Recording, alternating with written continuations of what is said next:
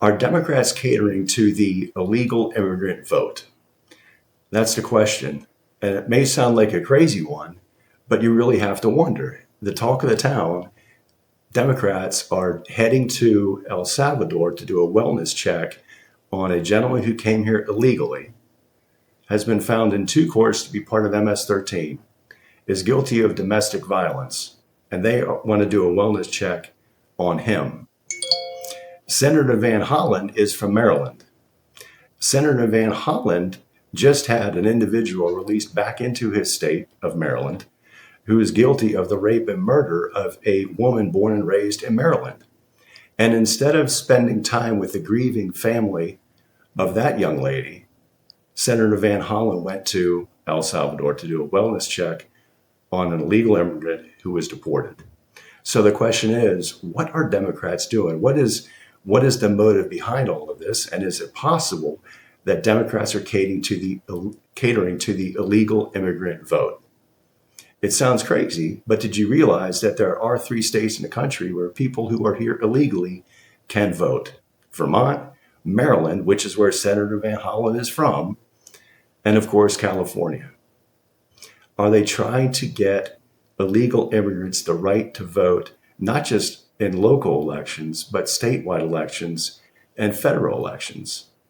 It sounds like a crazy idea, but you have to realize these elections are very, very tight.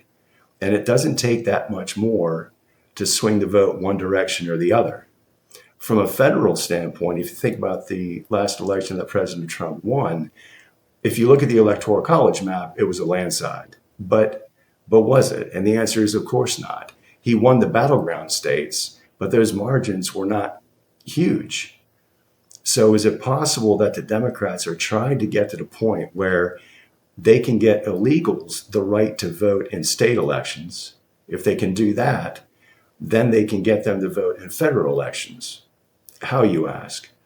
If the Democrats have a big enough majority federally in the House and the Senate, then they could pass an amendment to the Constitution, which would give illegal people here illegally, illegal immigrants, the right to vote in all elections, local, state, and federal. And if that were to happen, we would turn into a uniparty country.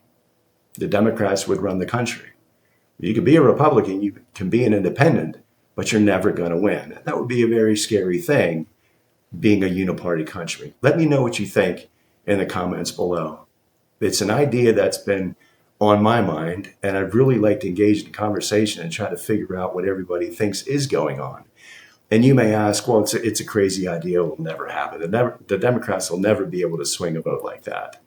But they have. So let's take a step back into the past to the Civil War, 1861 to 1865. That war fought between the North and the South. Hopefully most people know that.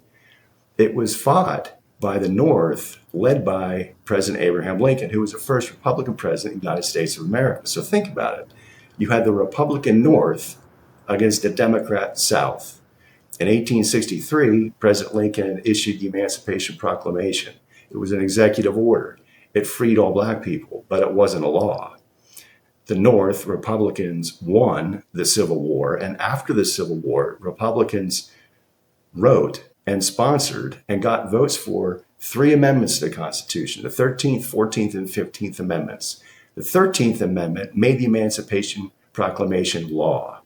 It ended slavery in the United States of America. The 14th Amendment gave black people citizenship in the United States of America, and the 15th Amendment gave black people in the United States of America the right to vote. Understandably, black people voted for Republicans, but not now. So what happened? And the reality is, as time went on in the South, more and more white people, I'm not talking plantation owners, I'm talking your average citizen in the South, started leaning Republican. They started becoming Dixiecrats. As that happened, the Democrats understandably realized we're losing our voting base. We don't have the black vote, never did, and we're losing the white vote. Where are we going to get the votes from? And the answer is from the black population, which sounds crazy when you think about it. But what happened at the end of the Civil War is that the Republicans just absolutely abandoned the black population. which is a complete, total, abysmal failure on the part of the Republican Party. It's as if Republicans said, you know what? We fought for you. We died for you. You have your freedom. We made amendments to the Constitution. Figure it out. Literally. And it was not that easy a transition. It just was not. The Democrats realized that, swooped in, picked up the ball dropped by the Republicans, passed all sorts of social programs. Whether you agree with them or not is irrelevant. It worked. And the rest, as they say, is history. Now, more and more Black people are slowly but surely and steadily coming back to the Republican Party. But my point is that Democrats have done this before. And it's possible they're trying to do it again with the illegal immigrant vote, not just locally, then statewide, and then federally. Let me know what you think in the comments. I'd really be curious to read what other people think about this subject. If you enjoyed the video, give it a thumbs up. And by all means, subscribe. I'm going to keep coming out with videos like this just to kind of pick all our brains and start a conversation. And at the end of the day, if you know somebody who would enjoy the video, please share it with them. Until next time, God bless. Love you all.